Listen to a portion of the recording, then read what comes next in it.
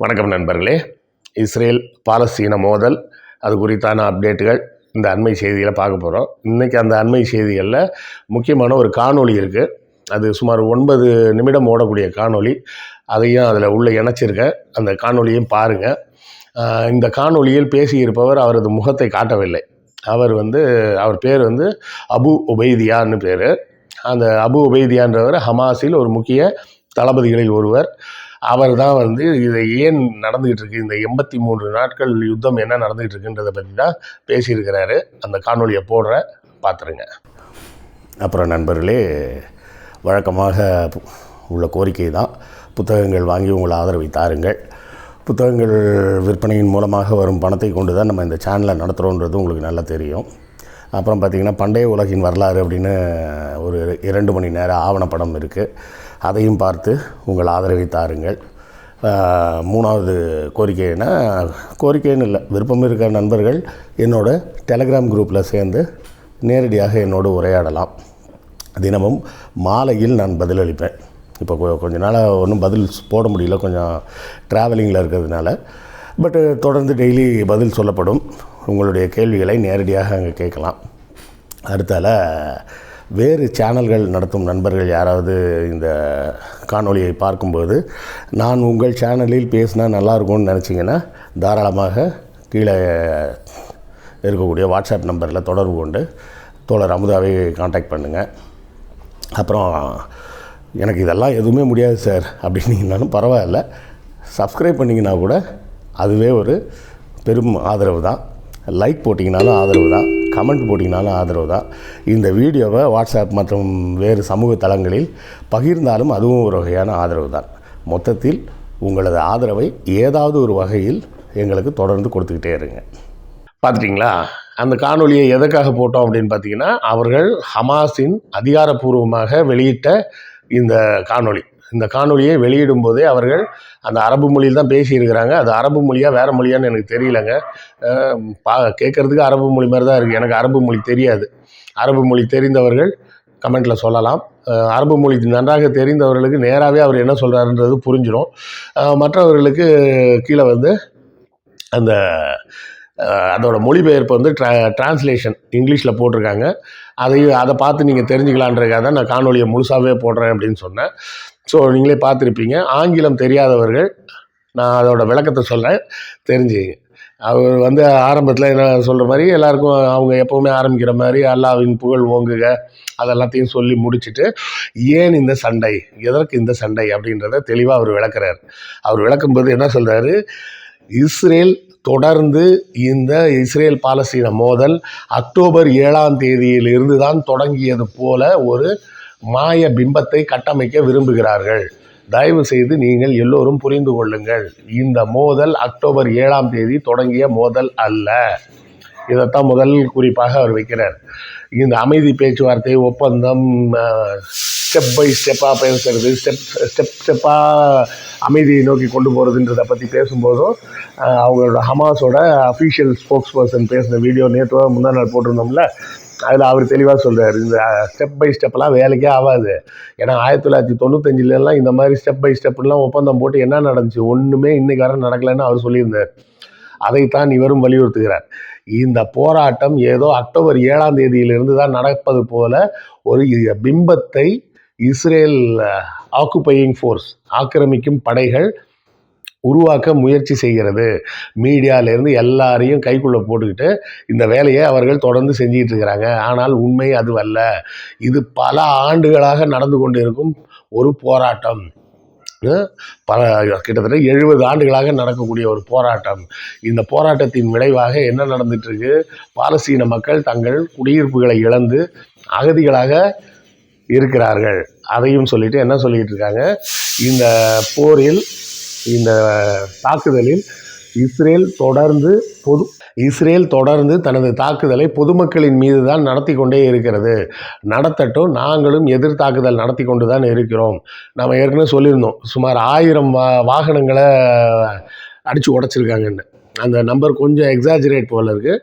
83வது நாள் சண்டை வரை நடந்த தாக்குதலில் இதுவரை 825 ட்ரக்கு, அப்புறம் சோல்ஜர்ஸை கூட்டு போகிற வண்டி, அப்புறமா அந்த கிரேனு, ஜேசிபிலாம் இருக்க, இதெல்லாம் சேர்த்து சுமார் 825 வாகனங்களை நாங்கள் இதுவரை சேதப்படுத்தி, அதாவது அழித்து இருக்கிறோம் அப்படின்றதையும் சொல்லியிருக்கிறாங்க. பதிலுக்கு எத்தனை இடங்களில் இராணுவ வீரர்கள் மீது தாக்குதல் நடத்தப்பட்டது அப்படின்றதையும் சொல்லியிருக்கிறாரு. இதை தொடர்ந்து அவர் தெளிவாக சொல்கிறது என்னென்னா, இந்த போரை நாங்கள் நிறுத்தப் போவது இல்லை அப்படின்னு தெளிவாக சொல்லிட்டாங்க. எங்களுக்கு எங்கள் உரிமை வேண்டும், எங்கள் மக்கள் விடுதலை பெற்று அமைதியாக வாழ்வதற்கு உண்டான வழி ஏற்படும் வரை இந்த போர் தொடர்ந்துக்கிட்டு நடந்துக்கிட்டே தான் இருக்கும் அப்படின்னு சொல்லிட்டார். இதை நிறைய பேர் கேட்குறாங்க என்கிட்ட, பொதுமக்கள் சாவறாங்களேன்னா அப்போ அதை இஸ்ரேலை தான் கேட்கணும். சரியா? இஸ்ரேலை தான் கேட்கணும், ஏன் பொதுமக்களை கொல்றேன்னு நம்ம இஸ்ரேலை தான் கேட்கணும். அப்போ இந்த பொதுமக்கள் செத்தா பரவாயில்லையா? பரவாயில்ல, என்கிட்ட கேட்டால் நான் பரவாயில்லன்னு சொல்லுவேன். அடிமையாக 100 ஆண்டுகள் வாழ்வதை விட அந்த அடிமைத்தனத்தை எதிர்த்து போராடி ஒரே நாள் செத்தா கூட தப்பு இல்லை. அடிமையாக நீ 100 வருஷம் வர வாழ போறியா அப்படின்னு கேட்டால் அப்படி ஒரு வாழ்க்கையே தேவையில்லை. அதுக்கு பதிலாக ஒரே ஒரு நாள் வாழ்ந்து அந்த போராடி செத்து போயிடலாம், தப்பே கிடையாது. அடிமையாக வாழ்கிறதுலாம் ஒரு வாழ்க்கையா? அந்த வாழ்க்கையை எதற்கு? அப்படி ஒரு வாழ்க்கையே தேவையில்லை. அதைத்தான் ஹமாஸ் முடிவு செய்து அவர்கள் இந்த போரை தொடர்ந்து நடத்திக்கிட்டு இருக்கிறாங்க. இப்போ அவர்கள் கேட்பது ரொம்ப தெளிவாக கேட்குறாங்க. அவங்க எதை கேட்குறாங்கன்னு தெரியல. 1948 இருந்த நிலைமையை கேட்குறாங்களா? ஏன்னா பல கட்டங்கள் இருக்குங்க. 1948 இஸ்ரேலுக்குன்னு ஒதுக்கப்பட்ட எல்லைகள் வேறு. அதன் பிறகு 65 அவர்கள் ஒரு போர் மூலமாக ஆக்கிரமித்த இடங்கள் என்பது வேறு. அதன் பிறகும் தொடர்ந்து கொஞ்சம் கொஞ்சமாக யூத மக்கள் குடியேற்றத்தின் மூலமாக பாலஸ்தீனர்களை வெளியேற்றி ஆக்கிரமித்த நிலங்கள் என்பது வேறு. அப்படி பார்க்க போனால் இந்த ஆக்கிரமிப்பு என்பது ஒரு நாளில் நடந்த விஷயம் கிடையாது. சுமார் 70 ஆண்டுகளாக இஸ்ரேல் தொடர்ந்து பாலஸ்தீன பகுதிகளை ஆக்கிரமித்து கொண்டே இருக்கிறது. எல்லாரையும் அடித்து துரத்திக்கிட்டே இருக்கிறாங்க. இப்போ இஸ்ரேலோட நோக்கம் என்னன்னா, இப்போ இருக்கக்கூடியது இந்த ஒரே ஒரு பகுதி தான், காசா. வடக்கு காசா பகுதி, தெற்கு காசா பகுதி, ப்ளஸ் அந்த வெஸ்ட் பேங்க். இந்த 3 இடங்களை தவிர வேறு எந்த இடத்துலையுமே மொத்த பாலஸ்தீனத்தில் மக்களே இல்லை. எல்லா பாலஸ்தீன மக்களும் இந்த மொத்தமாக இந்த இடத்துல மட்டும்தான் இருக்கிறாங்க. இந்த இடத்தில் இருக்கும் இந்த மக்களையும் கொன்று தீர்த்து அந்த இடத்தையும் தான் ஆக்கிரமித்து கொள்ள வேண்டும். அமெரிக்காவோடு கூட்டு போட்டுக்கிட்டு இந்த நேச்சுரல் கேஸு, ஆயில், மற்ற இதான் எடுக்கிறதுக்கு உண்டான வேலைகளை செய்யணும் அப்படிங்கிறது தான் அவங்களோட நோக்கமாக இருக்குது. மொத்த பாலஸ்தீனமும் எனக்கு தான் வேணும்னு சொல்லி இவங்க வேலையை தொடர்ந்து செஞ்சிட்டு இருக்கிறாங்க. வேலையை செய்யலை, ஆக்கிரமிப்பை பண்ணிட்டு இருக்கிறாங்க, இனப்படுகொலையை செய்து கொண்டு இருக்கிறார்கள். இதை அமெரிக்கா வேண்டுமென்றே கைகட்டி பார்த்து கொண்டு இருக்கிறது.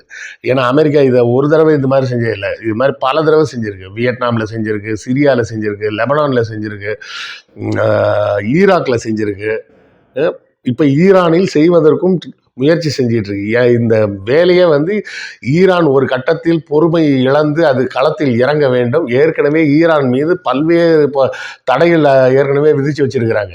அதையும் தாண்டி இங்கேயும் இந்த ஆக்கிரமிப்பை செய்ய வேண்டும் என்பதுதான் அமெரிக்காவின் நோக்கமாக இருக்குது. அதற்காகத்தான் இந்த இஸ்ரேல் இவ்வளோ வேலையை செய்யுது அப்படிங்கிறது அந்த அபு உபைதியாவோட அந்த ஸ்டேட்மெண்ட்டில் தெளிவாக சொல்லிட்டார். ஸோ தொடர்ந்து அவர்கள் போரிட்டு வெல்லட்டும். சாகிறாங்களே பரவாயில்ல, நான் தான் சொல்கிறேனே, அடிமையாக 100 ஆண்டுகள் வாழ்வதை விட போரிட்டு வீரனாக ஒரே ஒரு நாள் வாழ்ந்தால் கூட போதும். ஏன்னா மாவீரர்களுக்கு மரணம் இல்லை. இதை நான் சொல்லலை, கலைஞர் சொன்னது. ஏன்னா ஈழப்போர் முடிந்த போது பத்திரிகையாளர் சந்திப்பில் எல்லாரும் கேட்குறாங்க, பிரபாகரன் உயிரோடு இருக்கிறாரான்னு. அந்த கொஸ்டினே ஒரு ட்ரிக்கான கொஸ்டின், வேணும்னே கேட்குறது. அவர் இல்லைன்னு சொன்னாலும் பத்தியா பிரபாகரன் செத்துட்டாருன்னு இவருக்கு என்ன தெரியும் அப்படின்னு ஏதாவது பேசுவாங்க. இல்லை இருக்காருன்னு சொன்னார்னு வச்சுக்கோங்க, இருப்பாருங்க எங்கேயாவது தப்பிச்சிருப்பாரு அப்படின்னு சொன்னார்னா இவருக்கு என்ன தெரியும், தப்பிச்சு போனதை இவர் பார்த்தாரா அப்படின்னு கேட்பாங்க. அப்படி வேணும்னு அவரை சிக்கலில் மாட்டி விடுறதுக்கு தான் அந்த கேள்வியை கேட்டாங்க. அதற்கு தலைவர் கலைஞர் கூறிய பதில் இதுதான், மாவீரனுக்கு மரணம் இல்லை அப்படின்னு சொல்லிட்டு அவர் கிளம்பிட்டார் அந்த ப்ரெஸ் மீட்டில் இருந்து கடைசி கேள்விக்கு. அதே போலவே இவர்கள் மாவீரர்கள், உரிமைக்காக போராடும் எல்லோருமே மாவீரர்கள் தான். அந்த வீரர்களுக்கு மரணமே இல்லை. வரலாறு அவர்களின் இருப்பை பதிவு செய்யும். வரலாறு இருக்கும் வரை ஹமாஸ் போராளிகள் கண்டிப்பாக மக்கள் மனதில் இருப்பார்கள். மக்கள் மனதில் அவர்கள் இருக்கும் வரை, அந்த வரலாற்றில் அவர்கள் பெயர் இருக்கும் வரை அவர்களுக்கு மரணம் இல்லை.